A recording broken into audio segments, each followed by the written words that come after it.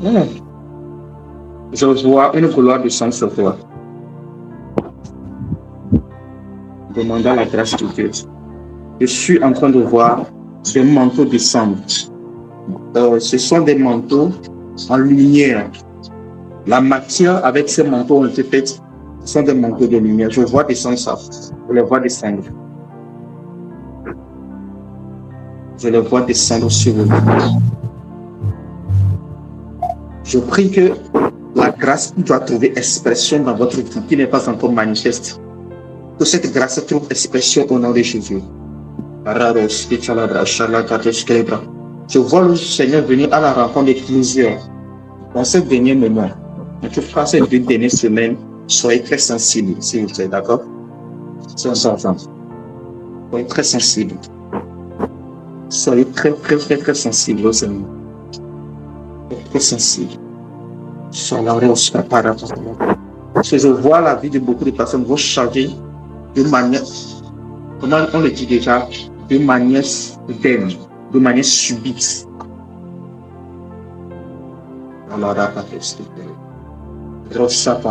Pendant que je suis en train de vous parler, l'esprit de Dieu est en train de me rendre ministère. Je parle. L'esprit est en train de me dire qu'il parle de moi aussi. Il parle de moi. Prions encore 1 minute. 1 minute, parlons en langue, 1 minute, et puis on s'arrête.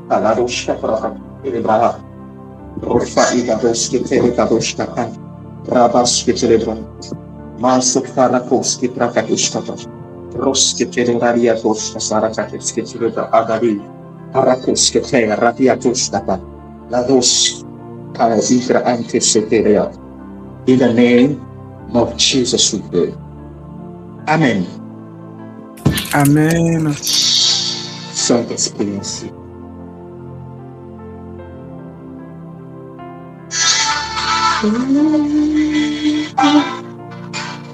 Je vois un baptême venir. Je sens une présence que je n'arrive pas à expliquer, je vous dis la vérité. Une présence très intense que je n'arrive pas à expliquer. Une présence très intense. Qu'est-ce que le Seigneur est en train de faire? C'est une présence. Une très forte présence.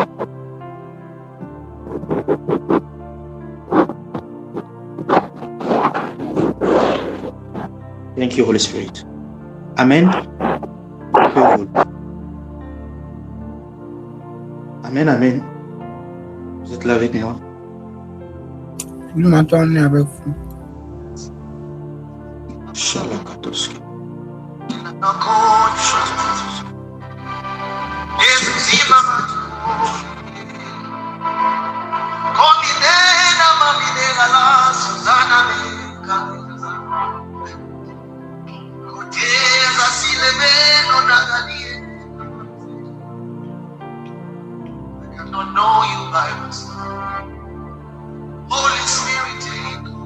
Amen. On y va. Alors, hier, on a parlé de long en large, on a introduit le sujet de la mort, de la connaissance de la mort. De la connaissance de la mort. Alors, en parlant de la mort, on ne parle pas ici forcément ou seulement de la mort en tant que l'arrêt de la vie biologique, mais on parle de la mort dans tout le sens profond de son terme. Et par la grâce de Dieu, hier, nous avons exploré vraiment de manière très profonde le sujet de la mort. Et nous continuons par l'explorer. Nous avons vu un peu la genèse de la mort en tant que destructeur des mondes et des créations. Nous avons vu comment la mort est entrée dans le lieu de la perfection, dans l'Éden céleste, dans le paradis de Dieu, au travers de Satan. Et nous avons vu comment beaucoup pensent que Satan utilise la mort comme une arme Beaucoup pensent que l'ennemi, le seul véritable ennemi qu'on a, c'est Satan. Et les gens pensent que Satan est la seule personne à craindre ou bien le plus puissant. Or que il y a bien pire. Et j'expliquais comment cela se fait que la Bible dit que le dernier ennemi qui sera détruit, c'est la mort, c'est pas Satan. Et on n'a jamais comparé Satan à Dieu. Et la première fois on a comparé Dieu à quelque chose, c'est à la mort, ensuite à l'argent. Et nous allons parler vraiment de long en large de comment est-ce que Satan n'est pas le maître de la mort, Satan n'est pas une victime, Satan n'est qu'un, le diable n'est qu'un agent, ou bien l'agent suprême de la mort. Mais la mort en soi est une créature au-delà de tout ce qu'on peut imaginer et penser. C'est un fléau qui est capable de corrompre les plus beaux, les plus loyaux et les plus parfaits des anges, des créatures célestes. C'est ce qu'on a vu avec la contagion cosmique où cette semence de la mort qui est entrée dans le diable s'est propagée vraiment à tout, au 1/3 de l'armée céleste. Et là, on a compris que la raison pour laquelle le diable a réussi, ou bien la raison pour laquelle toutes ces armées ont été contagiées, ont été contaminées, ce n'est pas par la capacité de persuasion du diable. Ce n'est pas son beau parler, ce n'est pas sa gloire qu'il devait utiliser pour s'exprimer. En fait, cette gloire même n'était plus en action, était désactivée dès que la mort est entrée en lui. Donc, il ne pouvait plus l'utiliser pour impressionner tous les autres anges. S'il a pu arriver à le faire, c'est parce que il y a une force qui est au-delà de ce qu'il est, qui l'aime, qui s'est influencé, bien qui s'est initié en lui et qui a su, cette force a été capable de ravager le 1/3 des anges célestes, la force de la mort. La mort, on s'est posé une question, 2-3 questions hier, on s'est posé la question, si la mort est quelque chose qui arrive à la fin, est-ce vraiment la dernière étape? Est-ce un élément passif ou bien elle se manifeste dès le début des choses? Est-ce que la mort est le seul véritable ennemi de l'homme? Est-ce que Satan, est le seul véritable ennemi de l'homme? C'est à cette question que nous allons essayer de vous. Et que, étant donné que cette mort-là a été trouvée parmi les anges au ciel, leur expression, ils ne pouvaient plus rester parmi les créatures qui sont en contact avec la vie, c'est-à-dire Dieu.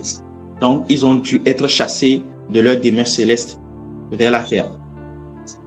Et dès qu'ils ont touché la terre, bien qu'étant créée, l'impact de cette énergie-là qui est entrée en eux, cet impact-là a déformé notre monde avant que Dieu ne recrée le jardin d'Éden. Et après, on a revu la même mort, le pouvoir de cette même mort. Comment le diable a été utilisé comme un agent. Manipulé, je ne dirais peut-être pas manipulé, mais en partenariat avec la mort, pour que la mort puisse trouver expression au travers du jardin d'Éden. Vous savez, le diable savait pertinemment que dans le jardin d'Éden, Adam et Ève, il n'était pas capable de vaincre Adam et Ève.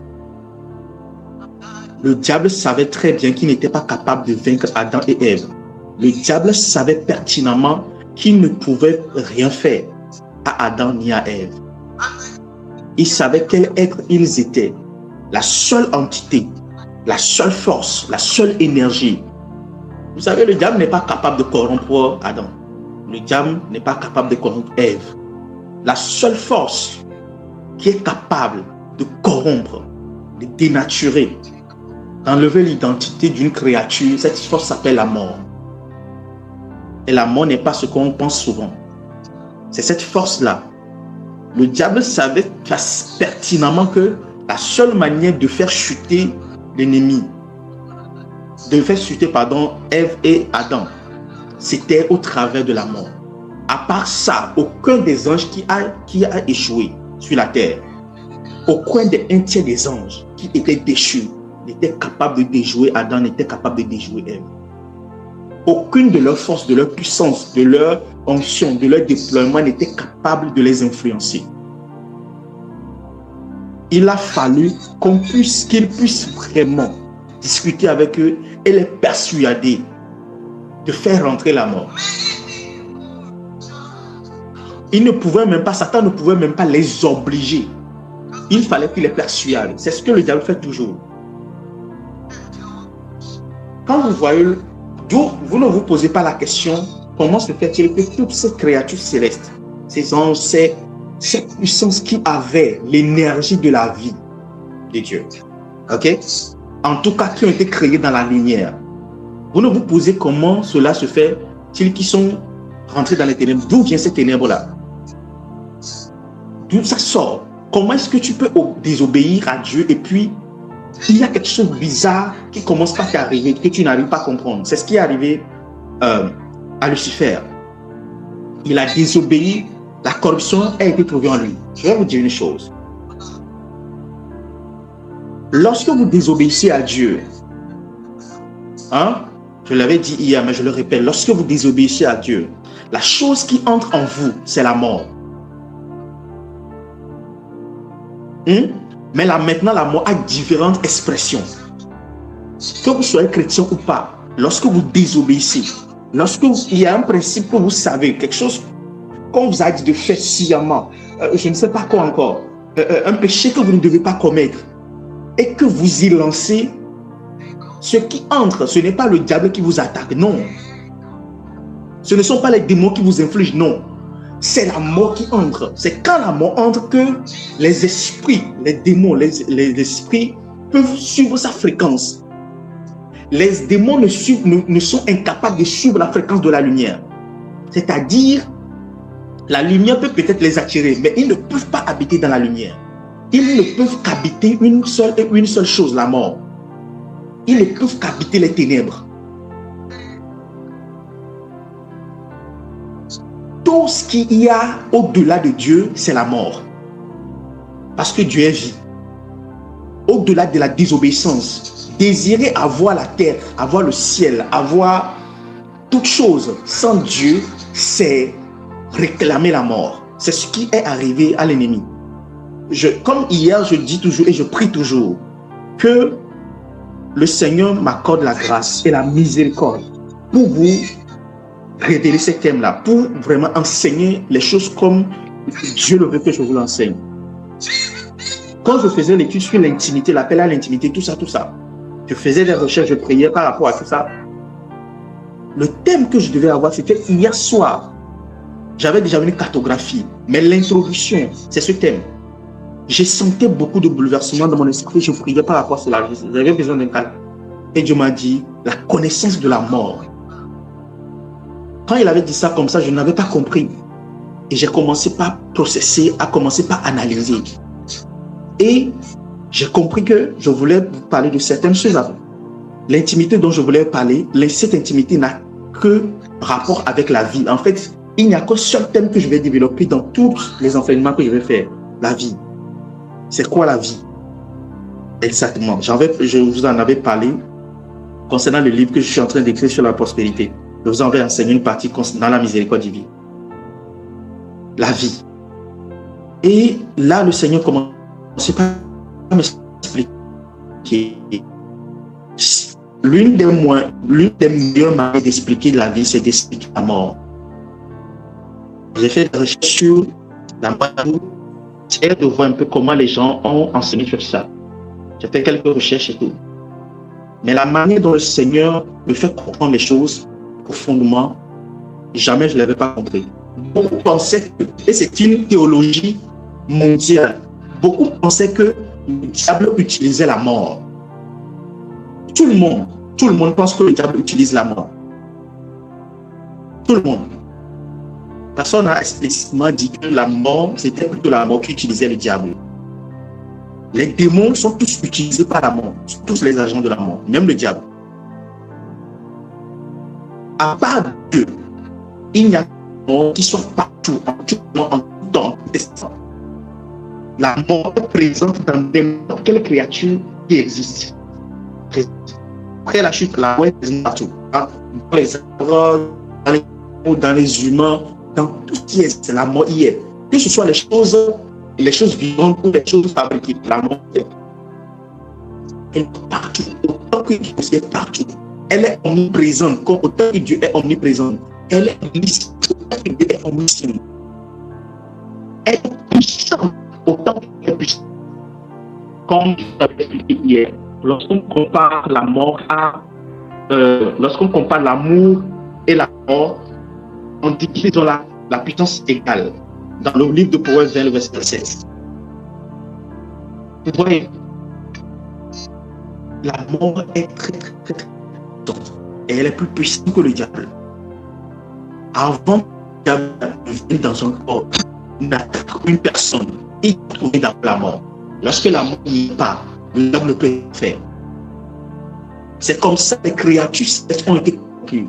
Les créatures terrestres, le diable savait très bien qu'il ne pouvait pas toucher à tant que la mort n'y est pas rentrée. Il pouvait le convaincre, mais il ne pouvait pas le fouler directement. Il ne pouvait rien toucher dans son intérieur, dans son identité, ni dans sa capacité, ni dans son autorité. Ni dans son autorité. En fait, c'est une orchestration. Quand je pense que je me rends compte de cela, je suis étonné en fait. Vous allez nous rendre compte, vous tous, nous tous sans exception, nous savons que la mort est très puissante. Nous savons que la mort est présente. Mais à la même moment, nous avons un peu comme une conscience où on a l'impression comme si elle n'est pas importante. Quelqu'un a déjà ressenti ça? Est-ce que l'un d'entre vous a ressenti ça? Donc, vous savez que c'est quelque chose qui est évitable. Mais on ne s'y inquiète pas trop aux gens. C'est un peu comme si on n'y pense pas vraiment ou bien on n'y apporte aucune importance. Mais elle est présente. C'est incroyable. Et au-delà de ça, et sachez qu'il y a la mort qui peut entrer dans le jardin d'Éden pour influencer Adam. Parce que vous savez, lorsque Dieu a dit à Adam et Ève, tu ne mangeras pas l'arbre de la connaissance du bien et du mal, parce que quand tu le mangeras, tu mourras. Dans tous les commandements que Dieu a donnés à Adam, c'était le seul commandement qui donne accès à la mort. C'est-à-dire violer ce commandement-là donne accès à la mort. Et c'est ce que le diable fait à faire entrer. Parce que c'est qu'il n'y a que la mort qui soit capable. Il n'y a que la mort qui soit capable de vaincre l'humain. Le diable n'a pas beaucoup de monde capable. Des fois, vous savez, dans les enseignements, enseignements sur YouTube, quand les pasteurs nous disent que le diable est possible, on peut le croire, c'est vrai ce qu'ils disent. Peut-être qu'ils n'expliquent pas, mais ils donnent des explications quand même qui sont convaincantes. Peut-être qu'ils n'expliquent pas encore la mort. Mais ce qu'ils disent, c'est très vrai. Le diable ne peut que vous persuader ou ouvrir la porte à la mort. Comme après avoir ouvert la porte à la fréquence de la mort, que lui rentrer, fait tout ce qu'il veut faire de votre vie. Tant que vous n'ouvrez pas la porte à la mort, c'est impossible qu'il perde. Vous comprenez? Lorsque la mort est entrée dans le jardin, la chute est venue. Et quand je dis la chute, c'est vraiment la chute. Et cela, nous pouvons voir, je vous ai donné une explication hier par rapport à la mort. Et si je vous dis que je disais quelque chose, la mort est le mentor de Satan.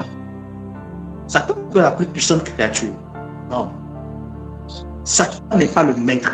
Il est l'esclave de quelque chose. Une énergie aussi équivalente à l'énergie de Dieu. Le dernier ennemi qui sera vaincu, ce n'est pas Satan. Qui sera détruit, ce n'est pas Satan. C'est la mort. C'est quoi? C'est la mort. Lisons maintenant Job 41. Job 41, vous pouvez ouvrir le livre. On va lire Job 40. Prendras-tu le crocodile à la maison? En fait, ici, on ne parle pas de crocodile, on parle de léviathan. C'est un monstre marin. Hier, j'essayais de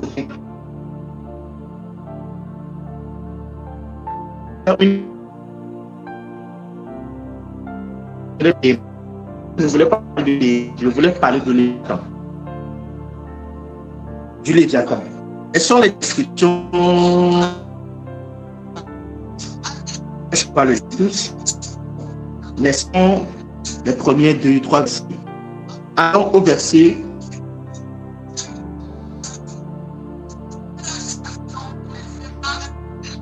Presque tous les versets sont importants. Mais lisons à partir du verset 9. Job 41, verset 9. On parle du léviathan. Voici qu'il est trompé dans son attente. À son seul aspect, n'est-on pas terrassé? C'est-à-dire, on parle de l'aspect de cet animal en question, de ce monstre-là. Quand on le voit, on est terrassé. On continue. Nul n'est assez hardi pour le citer. Qui donc résisterait en face? Parce que personne n'est capable d'exciter la mort, de le provoquer. Qui le résisterait en face? C'est ça. De qui suis débiteur, je fais tous les cieux. Je veux encore pas. Laissons cette partie-là. Je veux encore parler de ses morts et de sa force, de la beauté de sa structure. Qui soulèvera son vêtement, qui pénétrera entre ses mâchoires, qui ouvrira les portes de sa gueule autour des dents, habite la terreur. Magnifique, puissante bouclier sont unis ensemble comme par un seau. Ils serrent contre l'eau, l'autre, et ne passerait pas eux. Disons à partir du verset 18, dernièrement briller la lumière. Ces yeux sont comme des paupières de l'aurore. Est-ce que les éténuements du crocodile font briller la lumière? Non, on ne parle pas de ça. Des flammes jaillissent de sa bouche. Des étincelles de feu s'en échappent. Le crocodile que nous connaissons ne produit pas cela. Les flammes ne sortent pas de la bouche du crocodile. On parle ici d'un serpent, d'un léviathan, d'un monstre marin. Beaucoup le comparent à un serpent, beaucoup, tout ce qui va avec. Ok? Allons-y. Son souffle allume les charbons. Sa gueule lance la flamme. La force en son cou pour demeure et l'effroi bondit devant lui. Ses parties charnues tiennent ensemble fondues sur lui et inébranlables. Son cœur est dur comme la pierre, dur comme la meule inférieure. Qui peut convaincre la mort? Qui ici, parmi nous, peut convaincre la mort? Lorsque la mort vient chercher quelqu'un, qui peut le convaincre pour lui dire non, ne le prends pas? Qui peut convaincre la mort? Personne. La mort est inflexible, implacable. Vous comprenez ça? Et quand je parle de la mort, je ne parle pas seulement quand quelqu'un perd sa vie biologique. Je vous expliquerai les choses. Et vous comprendrez que la mort, ce n'est pas la fin des choses, c'est le commencement des choses. On évolue. C'est en vain qu'on l'attaque avec l'épée. Bon, laissons ces côtés-là. Quand il se lève, les plus vaillants ont peur et l'épouvante les fait fuir. Même les plus grands héros ont peur de la mort. La seule personne qui a déçu la mort, la seule personne qui l'a fait, c'est Jésus. Ça s'arrête là. Verset 31. Il fait bouillir, c'est la partie qui m'intéresse. Il fait bouillir le fond de la mer. Lorsque vous prenez le séjour des morts, beaucoup disent que le séjour des morts ou encore l'abîme se trouve au fond de la mer. Et c'est vrai, l'abîme se trouve au fond de la mer. Là où les morts vont après leur vie sur terre, c'est le fond des mers. L'endroit le plus ténébreux de l'univers qui peut être comparé au séjour des morts, aux ténèbres des séjours des morts, se trouve dans l'abîme. C'est-à-dire, les ténèbres sont tellement épaisses que tu ne peux pas voir ta main, ta propre main là, tu ne peux pas le voir. tous ceux qui sont allés au séjour des morts, qui sont allés au séjour des morts et qui sont revenus, tous ceux qui ont une fois connu l'expérience de la mort, qui sont revenus, c'est les seules personnes qui sont capables de vous expliquer les profondeurs de ce qu'on appelle pas le chaos, le tohu, le bohu, le vide. Ce que ça veut dire. La puissance des ténèbres. Vous comprenez? La Bible dit que il laisse après lui un sentier lumineux. L'abîme prend la chevalerie d'un vieillard. Voilà. Sur terre, nul n'est son maître. Sur toute la terre, aucun n'est le maître de la mort. Il a été créé pour ne rien craindre. C'est ça. Il ne craint rien.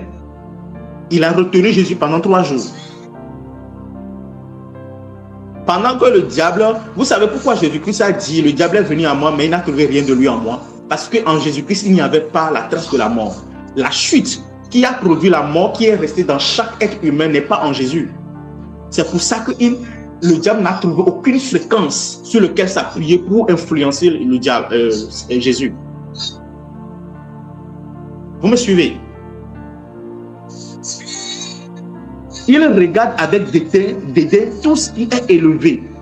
Il est le roi des plus fiers animaux. La Bible dit que il regarde cet animal, le léviathan en question, regarde avec dédain tout ce qui est élevé. Quelle entité est capable de regarder avec dédain tout ce qui est élevé, si ce n'est la mort? La mort n'a pas peur du roi, n'a pas peur du général, n'a pas peur des grands dictateurs. On a connu ici des personnes qui sont très méchantes. Mais lorsque la mort est venue, ils sont partis, ils n'ont pu rien faire. Il y en a même qui, lorsqu'ils mouraient, ils chiaient sur eux.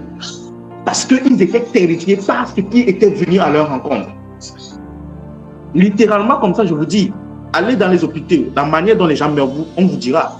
L'odeur qui remplit la salle lorsque les gens meurent. C'est terrible. Je ne veux pas d'une réalité. Ça, c'est la mort. Lorsque le diable vient vous chercher, vient vous tenter, mais la mort, quand la mort vient vous chercher, qui sera votre secours? C'est pour ça qu'on dit aux gens de recevoir Jésus, en fait, ils ne comprennent pas le privilège et ce à quoi ils sont en train d'échapper. Beaucoup ne le savent pas. Au-delà de ça, l'intimité avec Christ, beaucoup ne savent pas à quel point c'est urgent, c'est important, ce n'est pas négociable, ce n'est pas falsifiable, ce n'est pas un truc où tu fais aujourd'hui ou après, demain tu laisses. Non. J'ai posé une question hier. Vous savez, on est dans une réflexion et j'aimerais que vous me suivez dans le raisonnement. J'ai posé une question hier. Posez la question. Quel verset vous allez utiliser pour attaquer la mort? Dites-moi. Quel verset?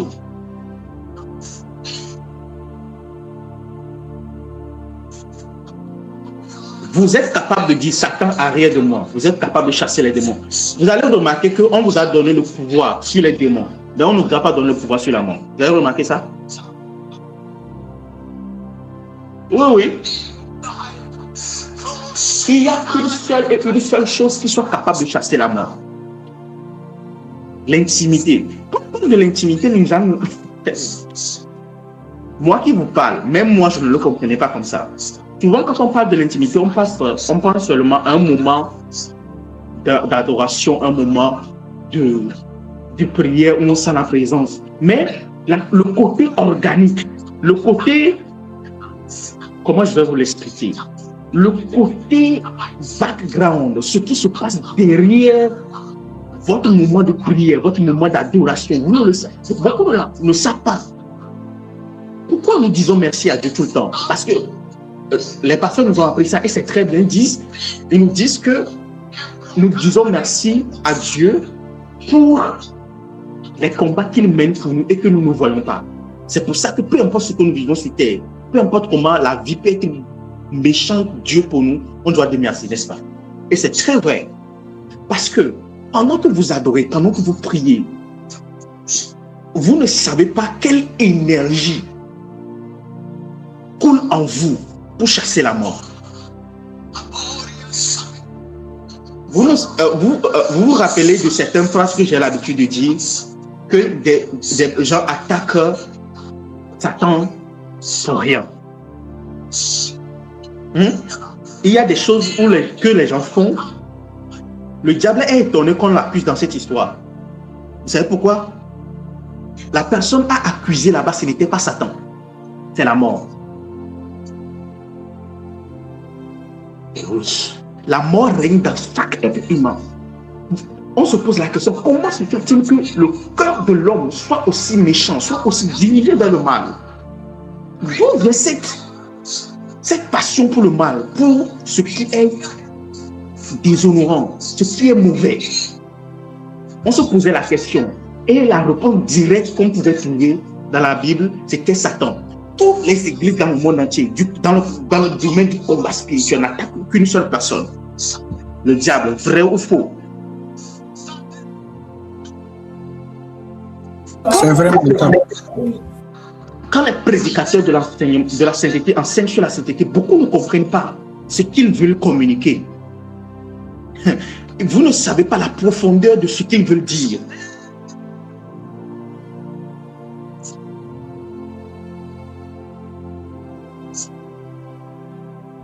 On les traite de n'importe quoi. Eux aussi, ils exagèrent parfois parce qu'ils n'arrivent pas. Ils savent que ce qu'ils disent, c'est vrai. Mais ils n'ont pas forcément cette profonde révélation de ce qu'ils communiquent. Il y en a qui en ont très bien, ils le font très bien. Et puis, il y en a qui ils ne font que lister des lois. Mais il y a une partie très, très profonde. La seule chose qui est capable d'anéantir la mort dans une personne, qui peut amener une personne extrêmement mauvaise à devenir une personne extrêmement bonne, c'est l'intimité avec Christ. Vous allez remarquer que ces derniers temps, les pasteurs ont tellement essayé des choses. Comment se fait-il qu'ils attaquent Satan tout le temps, mais Satan ne meurt pas, les mêmes problèmes sont là? Parce que la cible est biaisée. On est concentré sur le mauvais ennemi. Lui aussi, c'est un ennemi, mais bon, si truc-là que le véritable ennemi derrière. Et cet ennemi en question, vous ne pouvez pas lui dire arrière de moi la mort. Vous ne pouvez pas. Vous n'êtes pas capable. Vous avez besoin de quelque chose, de quelqu'un. Vous avez besoin d'être intimement connecté à quelqu'un pour ça. Sans lui, oubliez tout le reste. Est-ce que quelqu'un me suit?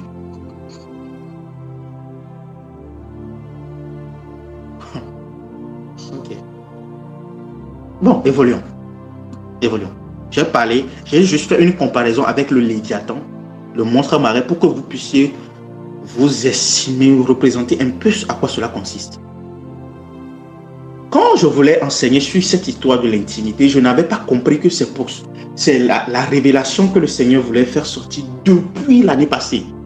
Je vous ai dit, ça fait 1 an que le Seigneur m'a dit, en réalité, ce que je suis en train de vous enseigner n'était pas censé être un enseignement qui doit être fait. C'est une miséricorde, c'est une grâce que le Seigneur nous accorde. Ou plutôt un privilège que le Seigneur vous accorde d'avoir accès à cette lumière de cette manière.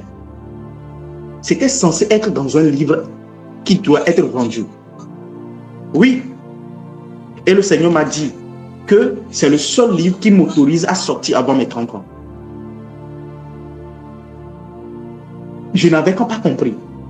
Moi, je priais, Seigneur, je ne suis pas capable, Seigneur, toi-même, tu sais, le combat, la faiblesse, comment. Je priais. Je vous dis la vérité que si j'avais su plus tôt que c'est ce qu'il voulait communiquer, j'allais commencer par le développer plus tôt. Aucun enseignant, je n'ai jamais entendu aucun enseignant dire que la mort utilise Satan. Jamais.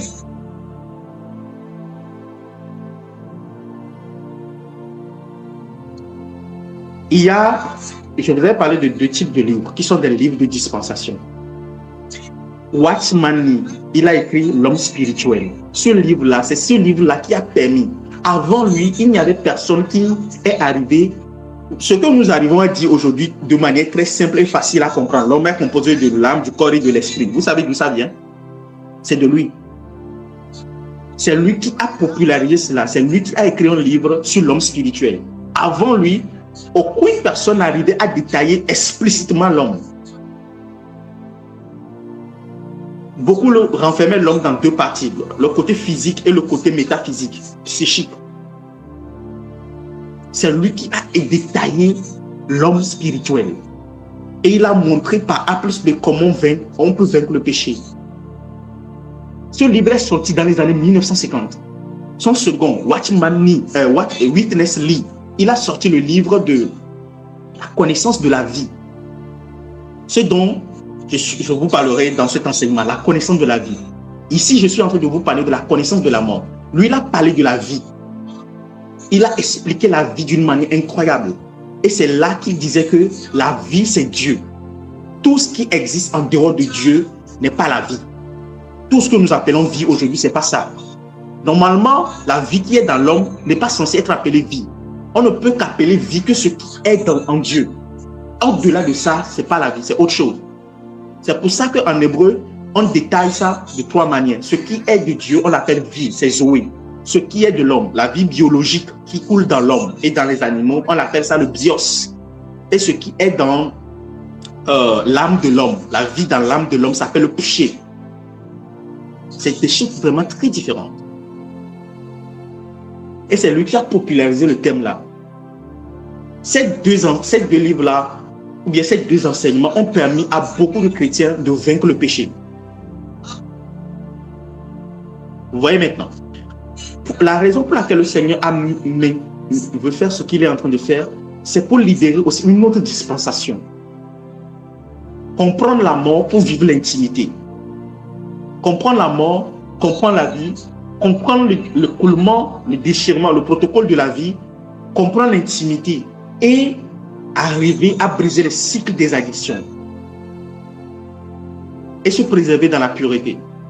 Mais au-delà de ça, ce n'est pas seulement se préserver dans la pureté et de vaincre l'addiction, mais surtout, c'est de ne pas être accessible à la mort. De ne pas être accessible à la mort. Et je crois que par la grâce de Dieu, il nous aidera à pouvoir exprimer correctement ce qu'il veut dire. Est-ce que quelqu'un me suit? Alors, je vais vous donner des définitions. Je vais vous donner... Je vais vous donner au moins 7 ou 8 définitions sur la mort, en fonction du développement que j'ai fait hier. D'accord? En fonction du développement que j'ai fait hier. Alors, s'il vous plaît, suivez-moi correctement. Si vous n'avez pas pu être présent hier, les définitions que je vais donner aujourd'hui nous aideront à comprendre ce que j'ai enseigné hier. D'accord? Cette définition vous aidera à comprendre ce que j'ai enseigné hier. La connaissance de la mort. Alors, c'est quoi la mort? Prenez step by step. D'accord? Je vais vous les lister et que vous me suivez. Numéro 1, la mort, c'est quoi? La mort est une semence de corruption à haute transmissibilité spirituelle, dotée d'un pouvoir d'attraction et d'infection, si féroce qu'elle est capable de dissoudre la loyauté, de liquéfier la pureté et de faire basculer dans la rébellion des êtres parfaits, vivant dans la lumière directe du trône de Dieu. Je reprends, la mort c'est quoi? C'est une semence de corruption qui est transmissible et dotée d'un pouvoir d'attraction. Ok? Tellement féroce au point quoi elle est capable de dissoudre la loyauté, de détruire la pureté et de faire basculer dans la rébellion. La mort ne commence pas quand quelqu'un meurt, non, quand quelqu'un perd sa vie physique. Lorsque quelqu'un commence par rentrer dans la rébellion. Vous savez, vous ne comprenez pas pourquoi il y a 3 types de péchés que Dieu ne pardonne pas. Le péché contre le Saint-Esprit, la rébellion et le péché commis dans l'éternité, c'est-à-dire le péché commis hors du temps. Par exemple, le genre de péché commis hors du temps, c'est le genre de péché que Moïse a commis. Je vous expliquerai ça plus tard. Vous avez vu, quand il a fait ça, on lui a dit, tu montes et tu meurs en même temps. Il a frappé le rocher. Il a fait ça parce que son péché qu'il a commis, Moïse n'était plus une personne normale. Il marchait dans l'éternité avec Dieu. Au point où à 120 ans, son corps ne subissait plus la mort physique. Pourquoi? Parce qu'il était en contact avec la vie.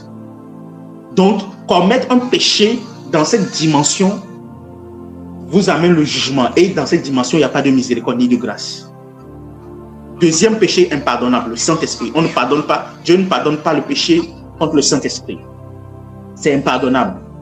Le troisième péché que Dieu ne pardonne pas, c'est la rébellion. C'est pour ça que vous allez voir, toutes les personnes qui se rebellent finissent toujours mal. Toujours mal. Et quand je dis se rebeller contre les bonnes choses. Même dans la politique, on a fait un constat, on a fait une analyse ces derniers temps avec un de mes déjà moi. On a vu que sur les 60 ans des pays de l'Afrique, toutes les personnes qui se sont levées dans la rébellion ont très mal fini. Qu'ils soient arrivés au pouvoir ou pas, aucun d'entre eux n'a bien fini. La rébellion ne se pardonne pas. C'est pour ça que vous allez voir, le diable a fait d'être chassé du ciel. Bon, on y va. Donc, la mort est une semence qui corrompt, qui détruit la pureté d'abord. Hein? Et cette entité dont nous sommes en train de parler a été capable de corrompre les plus parfaits des êtres célestes. Je vous ai expliqué hier comment Lucifer est constitué. Comment il mettait les choses à la perfection, c'est-à-dire c'est lui qui classait les créations de Dieu. Telle création, elle est bonne.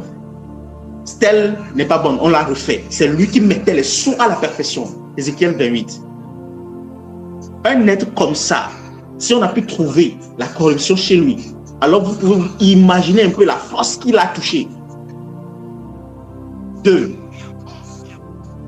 La mort est un agent mutagène spirituel qui réécrit le code de conduite des créatures. Notez très bien cette partie. La mort réécrit le code de conduite des créatures. C'est pour ça que vous allez voir, quand on vous dit de ne pas faire une chose, ou bien Dieu vous dit quelque chose, souvent quand Dieu donne une instruction, c'est la raison majeure même, ce n'est pas le diable. La raison majeure, c'est pour empêcher la mort de rentrer en nous. Beaucoup d'entre nous ne savons pas cela. C'est pour empêcher la mort de rentrer. Parce que quand la mort entre, ton code de conduite, les choses que tu trouvais normales à faire, les choses qui étaient faciles pour toi, en fait, tu ne les referais plus. Ton caractère est réécrit. Ton ADN est réécrit. Ta manière de parler est réécrite. Lorsque vous voyez les gens qui sont dans le monde, les filles au bord des routes, qui sont prostituées, vous savez ce qui les anime? Ce n'est certainement pas la vie, c'est la mort. Ça, c'est l'expression de la mort, j'en parlerai. Il y a la connaissance de la mort, l'expression de la mort, l'expérience de la mort et l'écoulement de la mort. Quand vous voyez, lorsque je discute avec mes amis et puis ils me disent « Ah, pourquoi cette personne fait ceci? Comment se fait-il que quelqu'un peut agir comme ça ?» Je leur dis, c'est l'énergie qui les gouverne, qui les pousse à faire ce qu'ils font. Quand vous voyez quelqu'un être dans la bassesse, dans la médiocrité, c'est l'énergie qui la gouverne. Ce n'est pas une question d'attaque de Satan. Vous voyez, ce que je suis en train de dire, la réécrit toute la théologie. Les choses qu'on nous a enseignées, les choses qu'on a comprises depuis le début.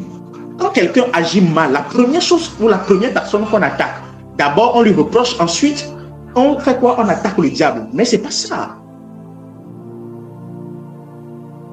Le diable ne vient que peut-être qu'en troisième position. Il y a quelque chose en lui qui est en train de... Et le diable ne possède pas un corps. Les démons ne viennent posséder qu'un corps dans lequel la mort est déjà installée.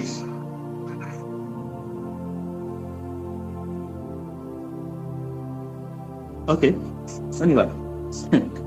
La mort est la mort, je reprends, la mort est un agent mutagène spirituel qui réécrit le code de conduite des créatures. Elle s'introduit comme une idée d'autonomie et agit instantanément en modifiant les affections des êtres parfaits pour transformer leur dévotion naturelle en rébellion obstinée. J'espère que ce français que j'ai parlé n'est pas trop grand, n'est pas trop supérieur. Elle s'introduit comme d'abord une idée d'autonomie, elle agit instantanément. modifie les affections. C'est-à-dire, si tu t'affectionnes pour une bonne chose, tu t'affectionneras pour une mauvaise chose. Des êtres parfaits pour transformer leur dévotion naturelle en rébellion destinée. Vous savez, j'ai l'habitude de lire un verset. C'est un verset que je lis avec beaucoup de crainte, avec beaucoup d'état de prière. C'est un verset dans Job 4 où on parle d'une entité qui est venue s'adresser je crois que c'est à l'état de Théma. Il dit, il a senti le passage d'un esprit, ses cheveux se sont levés sur sa tête. Une fièvre l'a rempli et une créature lui parla d'une voix terrifiante, disant, si Dieu ne fait pas confiance à ces anges qui sont dans les cieux, comment ferait-il confiance à ceux qui habitent des maisons d'argile? S'il trouve de la folie, c'est ces gens. Comment la folie est rentrée? C'est ces gens-là. Ça veut dire quoi? Si les êtres les plus parfaits ont été corrompus, mais ceux qui habitent la demeure de l'argile, les hommes qui sont faibles, comment arriveraient-ils à résister? C'est ici l'appel à l'intimité. Quand on dit aux gens de recevoir Jésus, c'est pour ça que j'interpelle beaucoup les évangélistes dans ce message. Vous expliquez ceci à un incroyant, il va comprendre.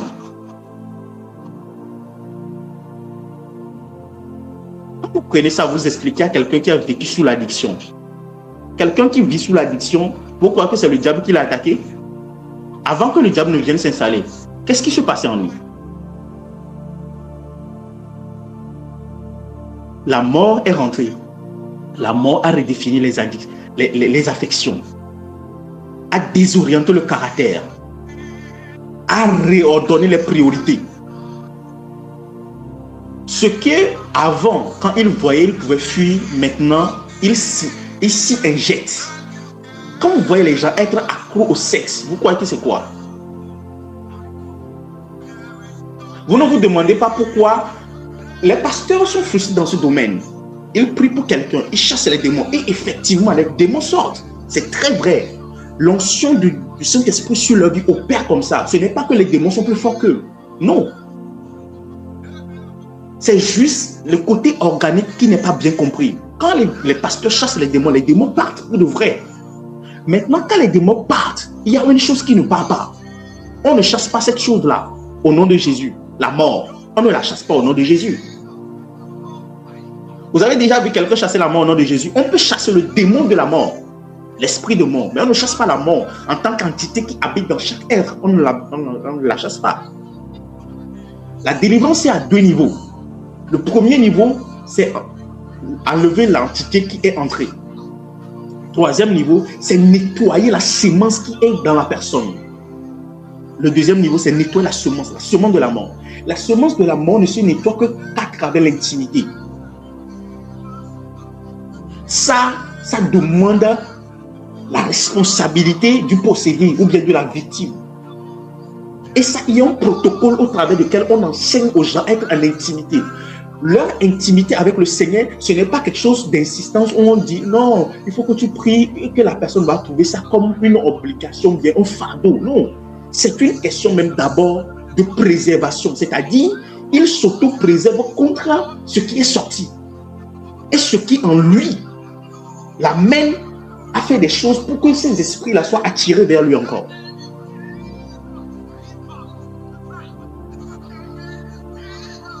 Vous ne vous demandez pas pourquoi on chasse les démons de pauvreté. Et effectivement, quand on chasse les démons de pauvreté, ça part. Je vous dis la vérité, il y a des démons de pauvreté. Quand on les chasse, ça part effectivement. Mais pourquoi les gens, dans la vie duquel on chasse les démons de pauvreté, ne prospèrent pas? Parce qu'ils doivent se connecter à l'intimité avec le Seigneur. C'est au travers de cette intimité-là que la vie de Dieu qui coule et qui produit la richesse doit couler en eux. Tant que cette vie ne coule pas, lorsqu'on chasse un démon, il y a un verset qui dit, lorsqu'on chasse un démon, etc., elle va chercher des démons plus forts encore pour venir. Pourquoi il va chercher encore plus fort, des démons plus forts pour venir?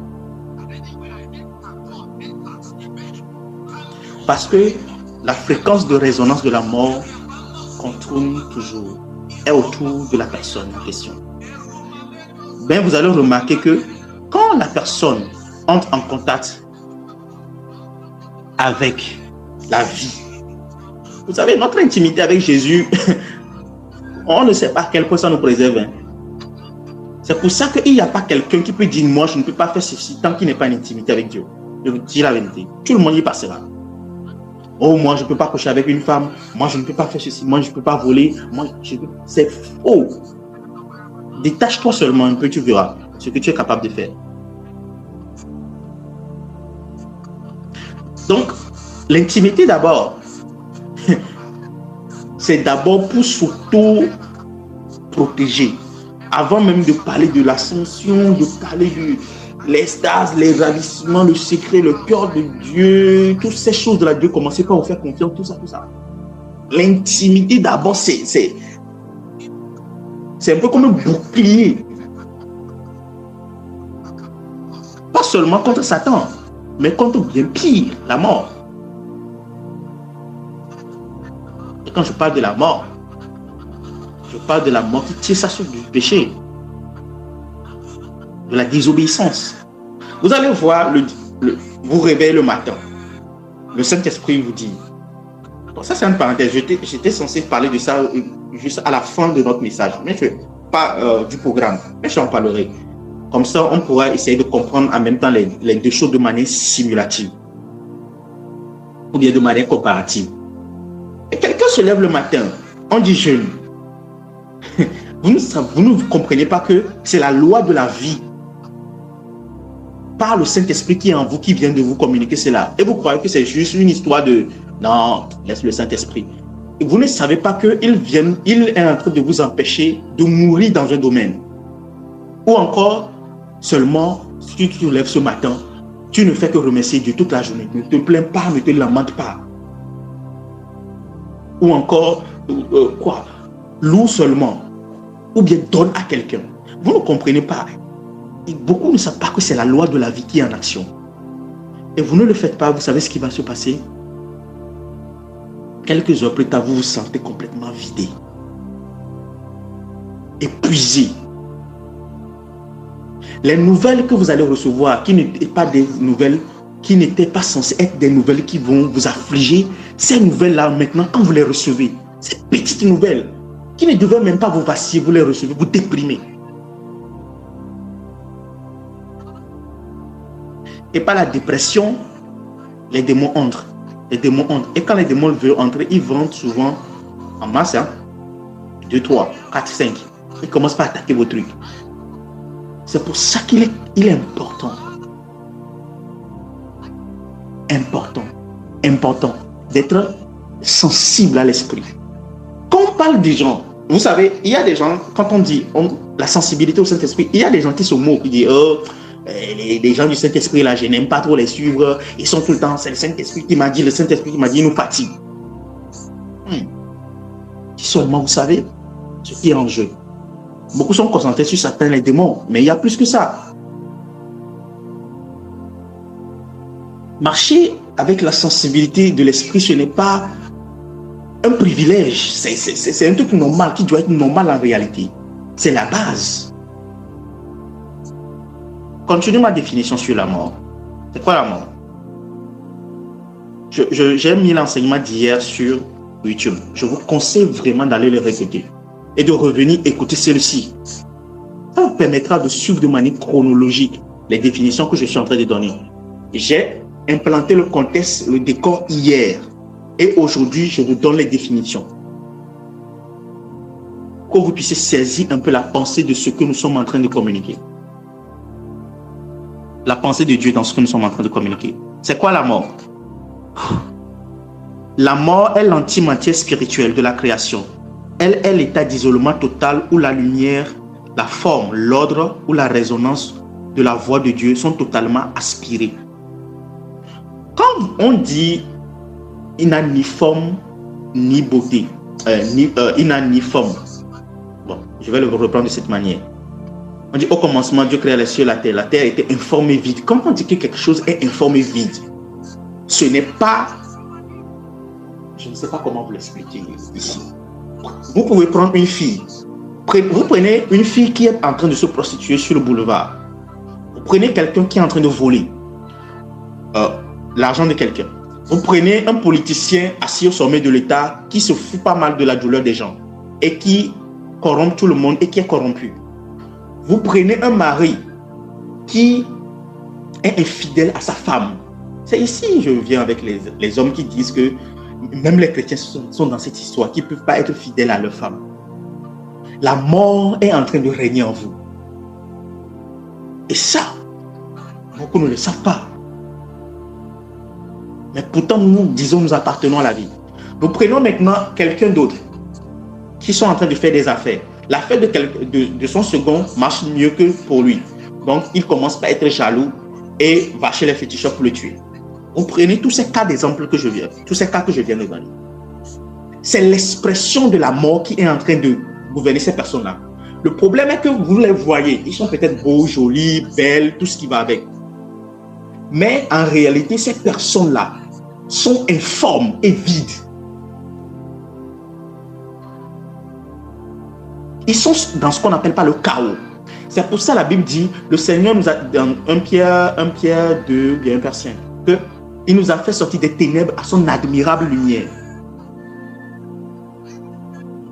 Quand Jésus-Christ est parti au tombeau 3 jours, aller prêcher aux morts, il n'a pas seulement prêché aux morts, il a prêché aussi aux vivants morts. Il n'a pas prêché au séjour des morts, il a prêché aussi au séjour des morts, des vivants. J'ai expliqué ça hier. Si Jésus-Christ n'était pas allé au tombeau, oublions le salut. Si c'était seulement arrêté à la croix, il n'y aurait pas de salut. Parce que l'objectif n'est pas de vaincre le péché de la croix, n'est pas de vaincre les ennemis, la maladie, tout ça à la croix. Non. L'objectif, c'est d'aller à la source. Il a évolué. Son œuvre a été graduelle. La trahison, Gethsémane, le chemin de croix, la mort, le tombeau. Ça est significativement profond. Si Jésus-Christ n'avait pas connu la mort, nous tous là, qui sommes sauvés là, nous étions tous dans le chaos et le vide. Jésus-Christ a pénétré le chaos et le vide pour nous en faire sortir. Je parlerai par exemple de la déchirure du voile. La déchirure du voile, c'est dans ce contexte que nous allons bien comprendre ce dont je suis en train de parler. La déchirure du voile. Quand vous êtes là, quand on dit, vous allez à l'église demain, on vous dit, adorez Jésus. Adorez vraiment Jésus, quoi. Je vous dis la vérité. Ce mec, cette entité, cet être-là, peut-être que c'est dans l'éternité qu'on passera tout notre temps à lui dire merci. Parce que si on comprend profondément ce qu'il a fait, c'est juste incroyable. Si on comprend la gravité de ce... Pourquoi je suis en train d'enseigner comme ça? Si on comprend la gravité de ce qui nous est tombé réellement dessus après la chute. C'est vrai, moi-même j'essaie, on expliquait, on essaie de faire comprendre les gens. Mais on était beaucoup plus focalisé sur Satan. Et on utilisait la mort comme une arme de Satan. Mais là, le Seigneur nous fait comprendre que la mort n'est pas une arme de Satan. C'est le maître du puzzle. Satan n'a qu'un pion dans son échiquier. Et oui. Satan n'est pas partout. Satan est partout. Même les démons ne sont pas partout. Mais la mort est partout. Le prêtre qui est en train de prêcher à l'église, l'homme de Dieu le plus loin, la mort est en lui. Pourquoi est-ce que nous prions à la miséricorde, nous crions à la miséricorde? Pour que la vie de Dieu continue toujours à couler. Parce que tant que nous serons dans ce corps de vivant, la mort ne cessera pas. Elle est aussi puissante que Dieu. Continue. Donc l'intimité n'est pas un truc où, je sais pas trop, facultatif. Il n'y a pas de quoi, c'est notre vie. En réalité, quand tu passes une journée dans la prière, je parle d'abord de l'intimité en tant que culte, avant de parler de l'intimité en tant que vie. Sans être dans l'intimité, Tu dois revoir vraiment ta vie d'une manière. C'est la seule chose. C'est pour ça que vous allez voir que le diable n'est pas capable d'attaquer quelqu'un tant qu'il ne l'enlève pas de l'intimité. Détruire quelqu'un, il va d'abord s'assurer que l'affection de la personne pour Dieu, c'est où. Ensuite, il peut faire tout ce qu'il veut de là. Pourquoi? Parce qu'il faut le déconnecter de la source de la vie. Quand il n'y a pas la vie, qu'est-ce qu'il y a? Il n'y a pas le milieu. Hein. Oubliez, il n'y a pas juste le milieu. Quand tu es en train de manquer dans une partie de ta vie, la seule chose qui reste là-bas, c'est la mort. C'est au travers de la mort que viennent les attaques. Mes chers,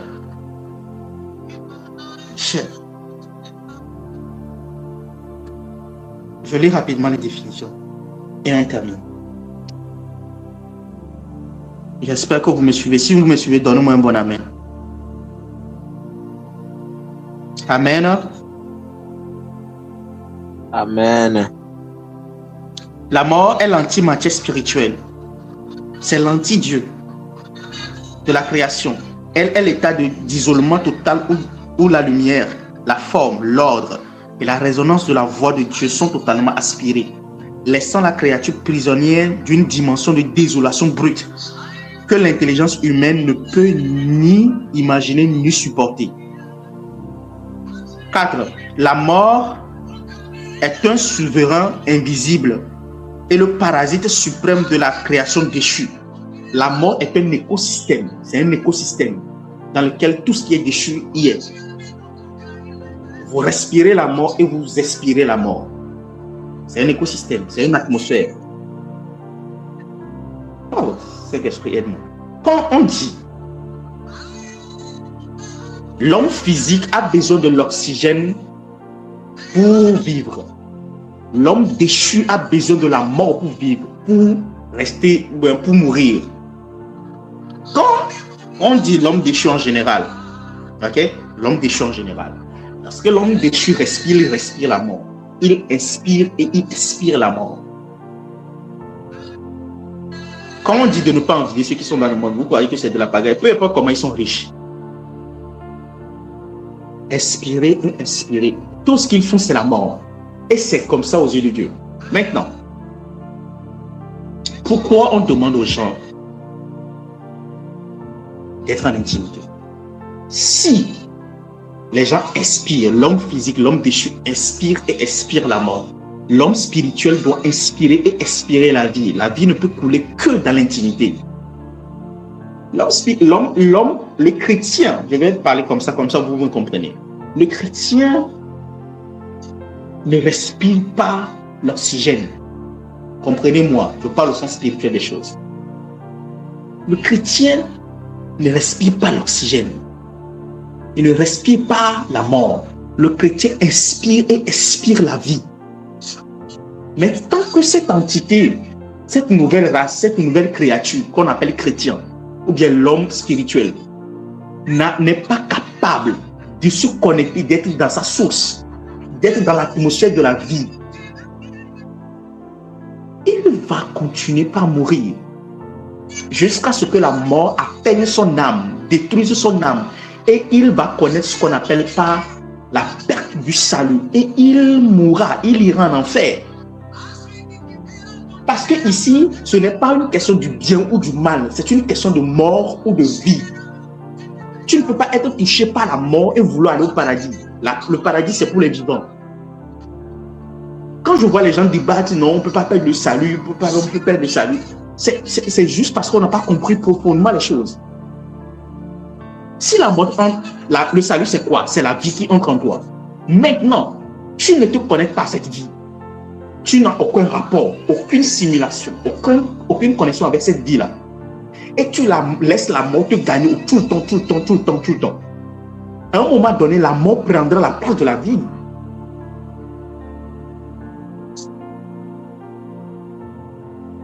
On continue. Quand on dit prie là, c'est pas pour montrer genre on est spirituel. Non, c'est pas ça. C'est l'autopréservation d'abord. Sanctifiez-vous, faites ceci. C'est l'autopréservation.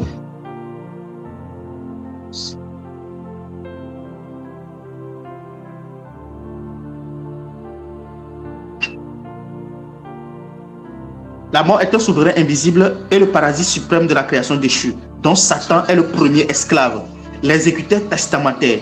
De la manière dont Jésus est l'exécuteur testamentaire de Dieu, Satan est l'exécuteur testamentaire de la mort. On peut dire que la mort est le père de Satan. On appelle ça le mystère de l'iniquité. Pendant que Dieu est le père de Jésus. Jésus est le fils de Dieu. Satan est le quoi? Satan est le fils de la mort. Elle agit comme une force gravitationnelle négative qui déforme la matière, tord la réalité physique en chaos et maintient ses agents dans le néant relationnel et abyssal.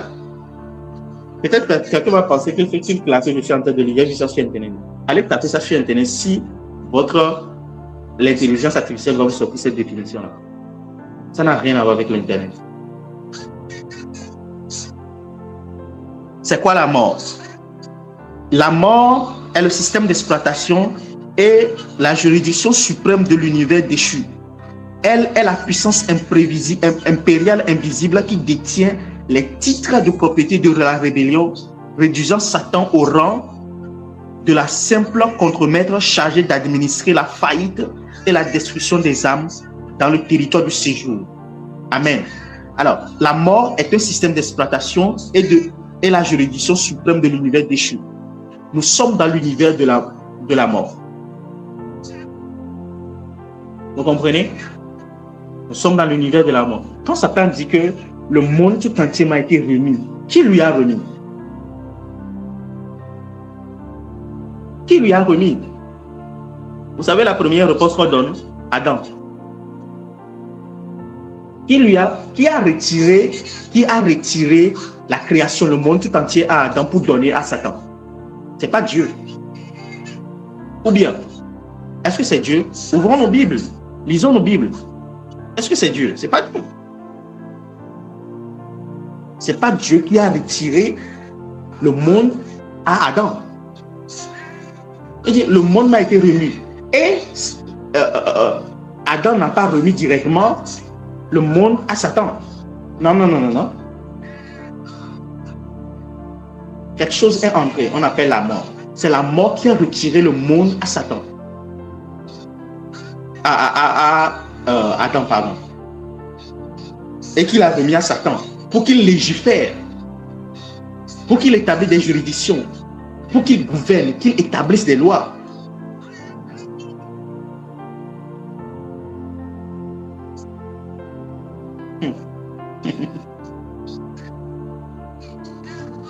Le monde m'a été remis. Qui lui a remis? Ok. C'est quoi la mort?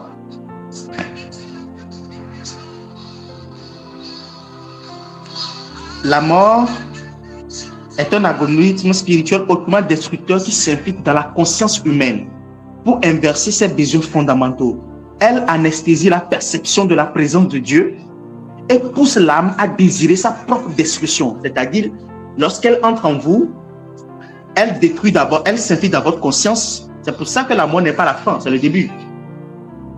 Mais en tout cas, la fin de votre connexion avec Dieu est le début de votre désolation. Elle s'infiltre dans la conscience humaine, elle inverse d'abord les besoins fondamentaux. Et tu vas voir quelqu'un qui n'était pas vraiment impressionné par le sexe ou quoi que ce soit, commencer par désirer le sexe.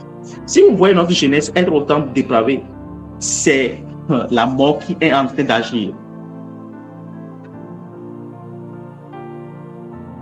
Elle anesthésie la perception de la présence de Dieu, c'est-à-dire les gens ne veulent pas plus de Dieu. Et pousse l'âme à désirer sa propre destruction.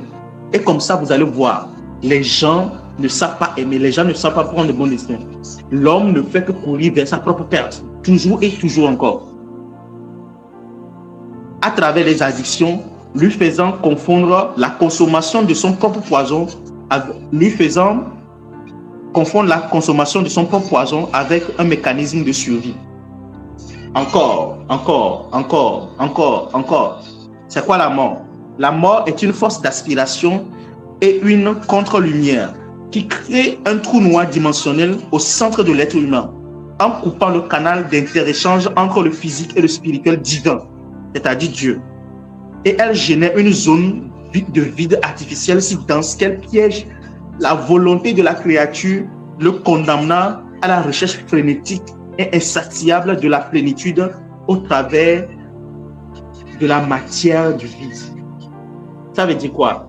Le vide qui devait être rempli par Dieu, d'abord, lorsque la mort entre, elle te déconnecte de toute forme de lien avec le Seigneur, avec Dieu.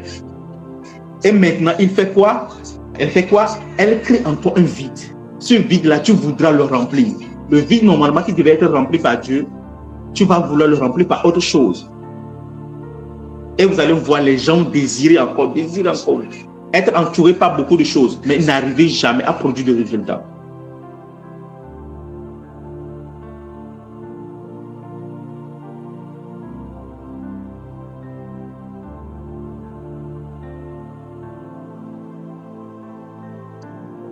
Seigneur, aide-nous. Je vais m'arrêter ici pour aujourd'hui. Je crois que ces définitions sont bonnes. Et s'il faut que j'aille encore dans les détails de la définition, ce sera par rapport à toutes ces différentes dimensions qu'on va explorer. Ce sera peut-être ça. Et maintenant, lorsqu'on terminera cela, on parlera de la vie. On parlera de l'expression, bien, du protocole au travers duquel la vie peut. Et on ira dans l'intimité.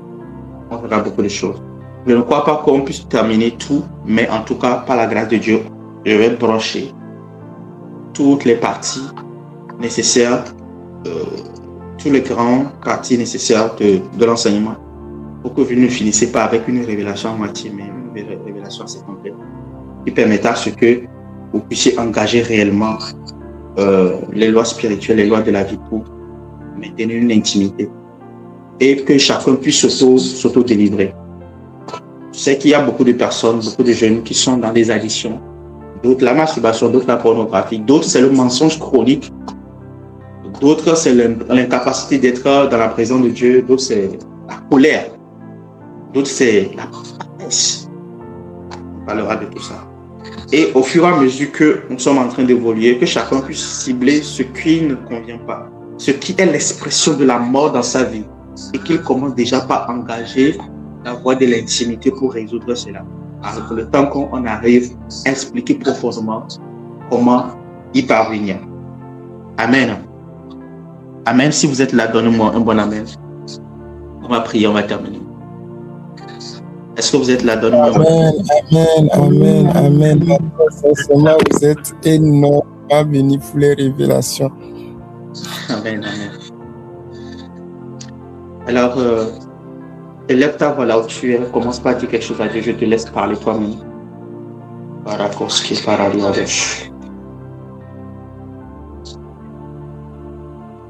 Commence par dire quelque chose. J'espère que vous avez lancé l'enregistrement. Parce que moi, je ne l'ai pas fait. Donc. Oui, mentor, c'est fait. Samuel, tu as pu le faire aussi. Samuel, tu l'as fait?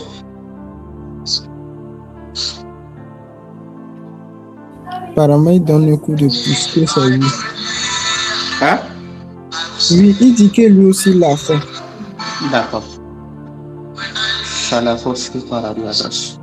Élève ta voix là où tu es, commence par dire des choses à Dieu. Seigneur, merci pour ces révélations que tu nous apportes.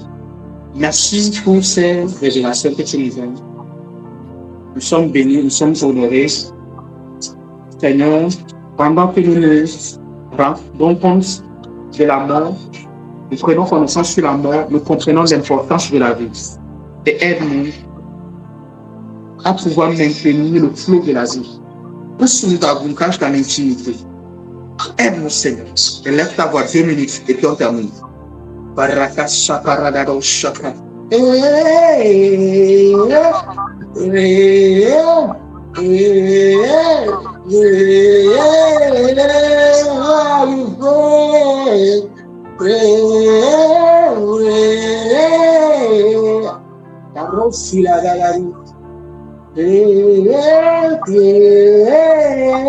So I will pray. Avec cette compréhension, tu peux passer 4 heures de temps dans l'intimité, 5 heures de temps dans l'intimité. Parce que ce n'est pas une question de concours de temps, non. Tu veux que la vie coule en toi suffisamment pour ne pas te laisser être entraîné par la mort.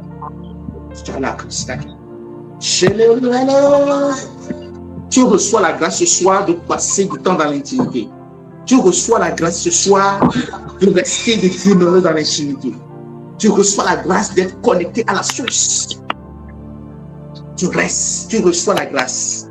La grâce descend sur ta vie. La lumière descend sur ta vie. Donne-moi un bon amen. We are praying, we are praying. We are praying. Kala suparakato shapa. Parakos parados ke paradiados shapa. Le ros saprakatos ke pra ataradia shapa.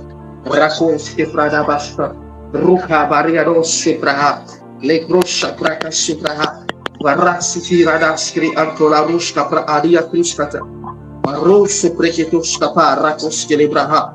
Ruka igalados ke parakatos kalabra. Manteles suparakos kapa.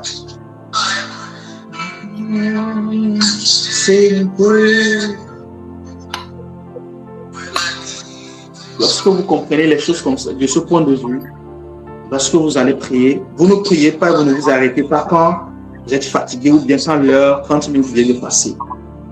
Vous êtes là avec la compréhension que la vie doit couler en vous. Elle flow. La vie doit couler.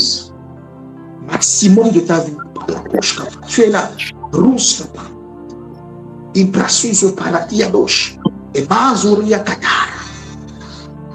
vous dis la vérité. Si vous comprenez ces choses, vous les mettez en pratique. Je vous dis, les 2 semaines qu'on va faire, je vous assure que même dans 10 ans, il sera difficile pour vous que votre vie de prière, que l'un d'entre vous dise, je n'arrive pas à prier.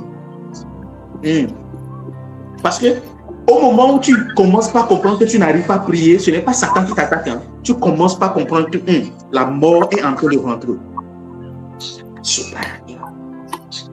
Quand tu n'arrives pas à prier, tu sais en même temps que il ne faut pas qu'on t'interprète d'une autre manière. Non. Il ne faut pas qu'on t'interprète d'une autre manière. Non. Toi-même, tu comprends en même temps que c'est la mort qui est en train de vouloir régner. Ouais, c'est la mort. Et alors, qu'est-ce que tu fais? Tu t'engages dans la vie. Tu n'attends pas quelqu'un, tu n'attends pas un pasteur, tu n'attends pas un prophète, tu ne dis pas mentor, je n'arrive pas à prier. Tu t'engages en même temps.